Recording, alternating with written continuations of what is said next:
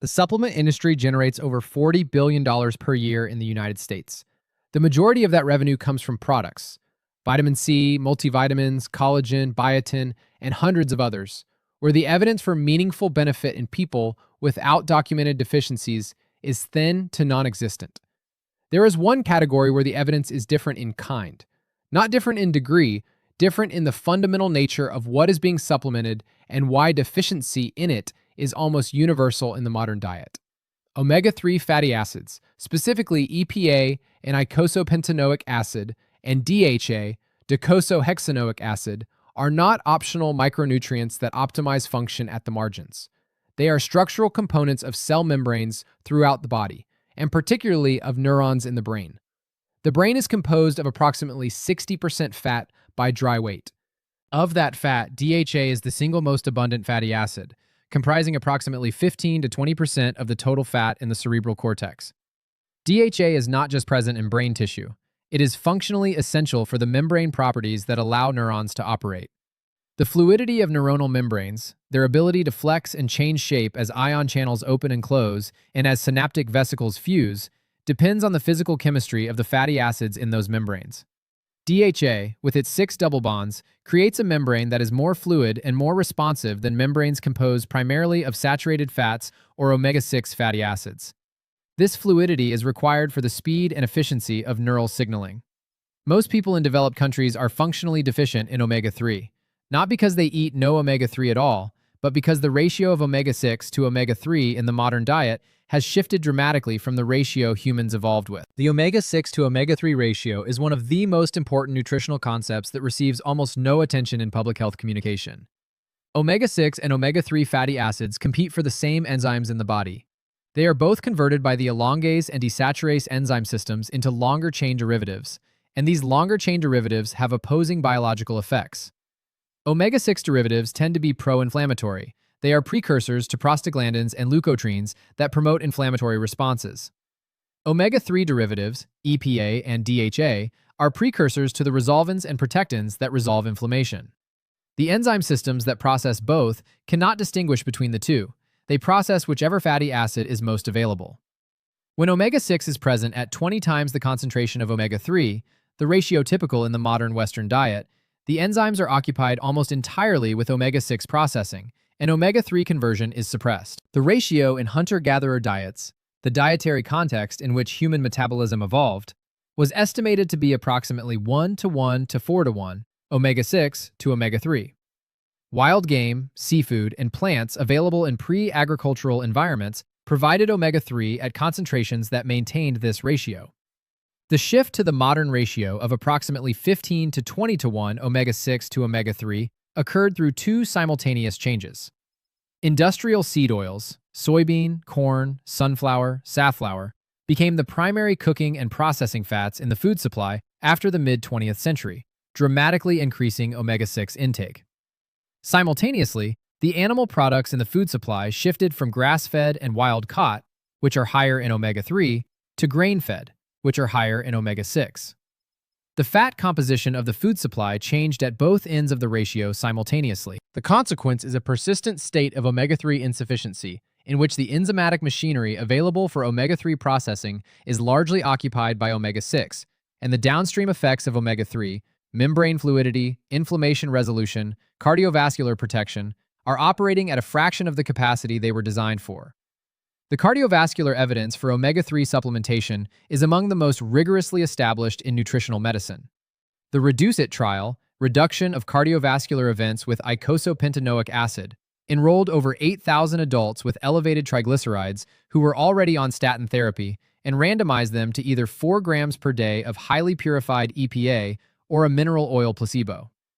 The primary endpoint was major adverse cardiovascular events: heart attack, stroke, cardiovascular death, unstable angina requiring hospitalization, or coronary revascularization. The EPA group showed a 25% reduction in the primary composite endpoint compared to placebo.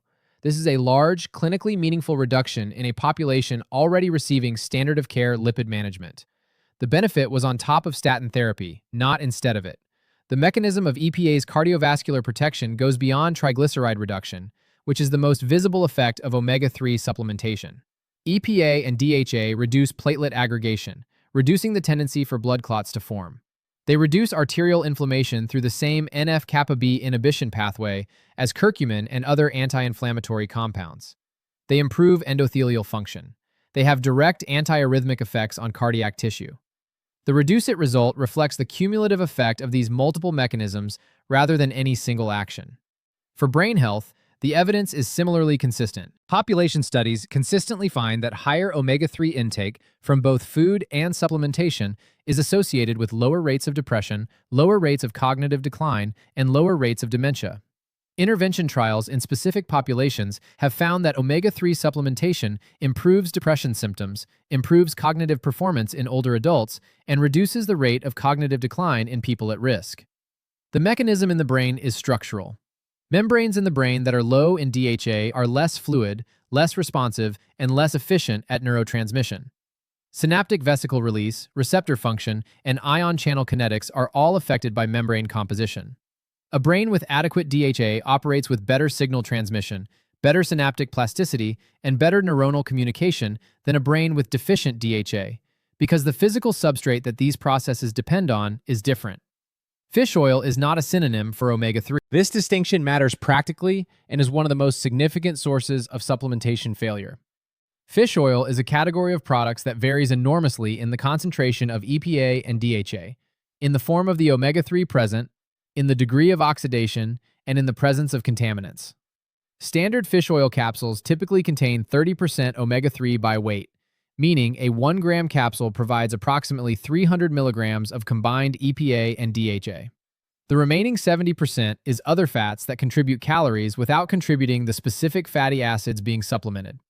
To achieve the doses used in intervention trials, typically 2 to 4 grams of combined EPA and DHA per day, a person taking standard fish oil would need to consume 7 to 13 capsules per day. Most people taking a standard 1 or 2 capsule daily dose are getting 300 to 600 milligrams of EPA and DHA, a fraction of the therapeutic dose. Concentrated fish oil products, marketed as high potency or providing a specific EPA plus DHA milligram count, contain 60 to 90% omega-3 by weight, providing 600 to 900 milligrams of EPA and DHA per capsule.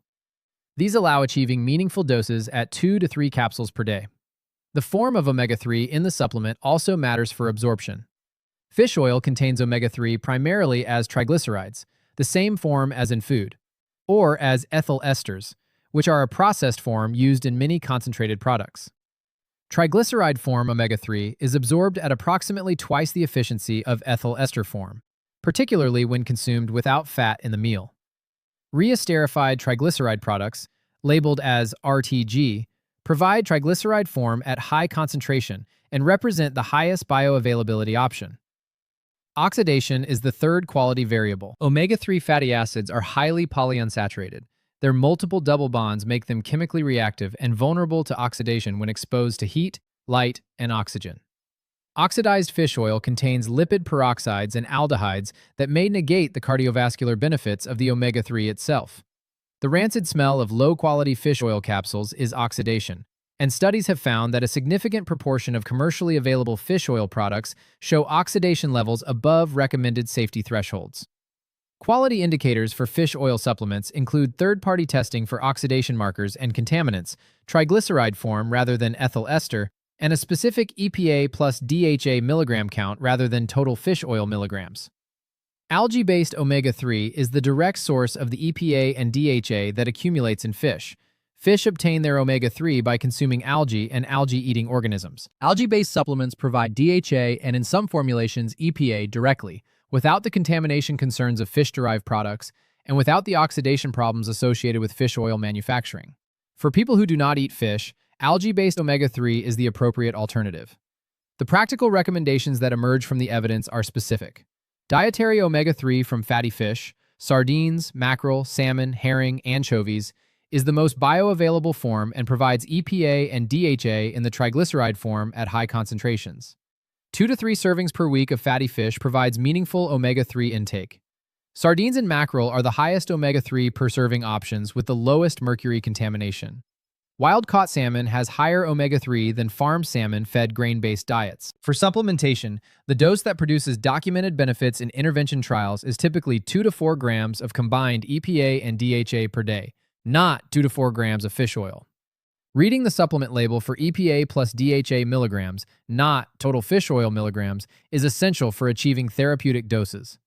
A typical high-quality concentrated fish oil product, providing 800 to 900 milligrams of EPA plus DHA per capsule, requires 2 to 4 capsules to achieve the therapeutic range.